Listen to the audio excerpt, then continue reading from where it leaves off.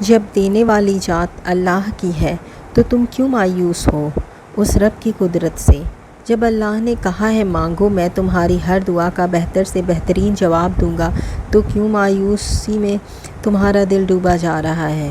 کیوں تھک کے بیٹھ گئے ہو؟ جس نے ایک بھی غلطی کے بغیر اتنی بڑی کائنات بنائی ہے، تمہیں لگتا ہے کہ تم سے 70 ماؤں سے زیادہ پیار کرنے والا اللہ تمہارے لیے کچھ غلط کرے گا؟ اگر اللہ نے آزمائش کی ہے تو مان لو کہ تم اللہ کو بہت عزیز ہو۔ جو اس کو پیارے ہوتے ہیں ان کی آزمائش کیا کرتا ہے اللہ۔ اور پھر صبر والوں کا تو اللہ کے ہاں ایک الگ مقام ہے۔ صبر والوں کی تو بات ہی اور ہے۔ ان کے لیے اللہ نے جو انعامات رکھے ہوتے ہیں وہ تو کسی کے گمان میں بھی نہیں آ سکتے۔ اللہ کو بھی پتہ ہے کہ اس کا بندہ انتظار میں ہے کہ کب اس کی دعاؤں کا جواب آئے۔ اللہ کو